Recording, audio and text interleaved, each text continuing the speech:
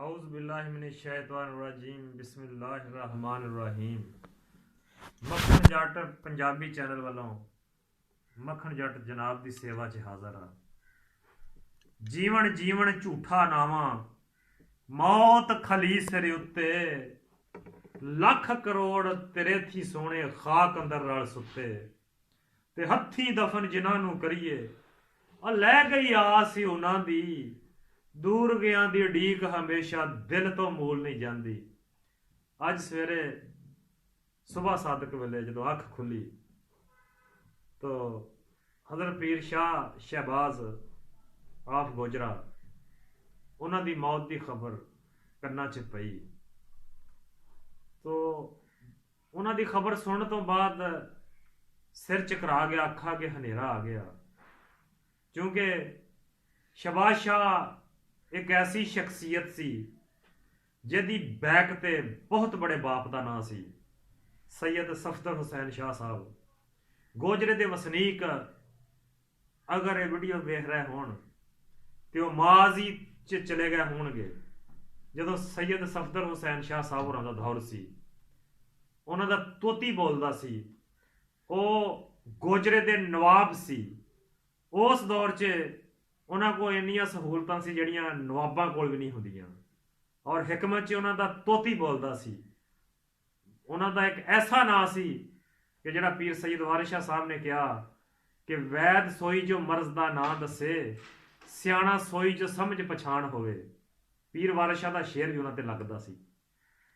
लेकिन मैनूं बड़ा अफसोस होया कि उन्हां दा जाननशीन उन्हां दा बेटा बड़ा कड़वा ते बड़ा तलख वेला गुजार के इस दुनिया तो गया।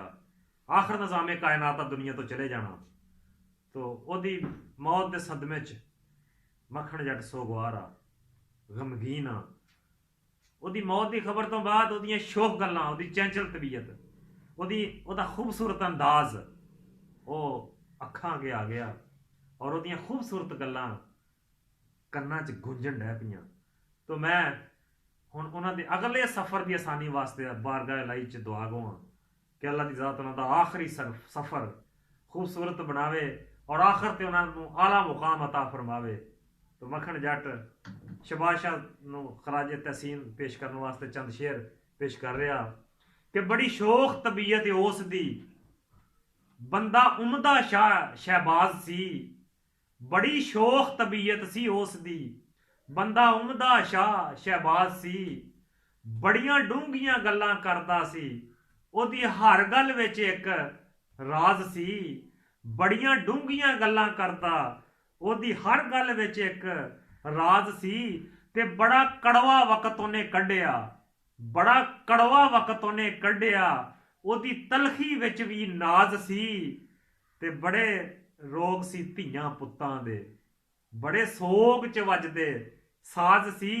ओदी की सिफत बयान करां, वो ते बंदा बेनियाज सी। ते मक्खन जट भी अज गमगीन होया, ओदी मौत दी आई आवाज़ सी। मक्खन जट भी अज गमगीन बैठा, ओदी मौत दी आई आवाज़ सी। तो हज़रात ग्रामी ऐसे लोग जिहड़े दुनिया तो चले जाते आ लेकिन अपनियां यादां छड्ड जाते आ। तो बात चंगी लगी होवे तो शहबाज शाह वास्ते मगफरत की दुआ जरूर करिया जे। अल्लाह की ज़ात उन्हां दा आखिरी सफ़र आसानी फरमावे, नबी की शफात अता फरमावे और उन्हां दा जिहड़ा आखिरी जनाजे की दुआ वा अल्लाह की ज़ात कबूल फरमावे। आमीन। अस्सलाम।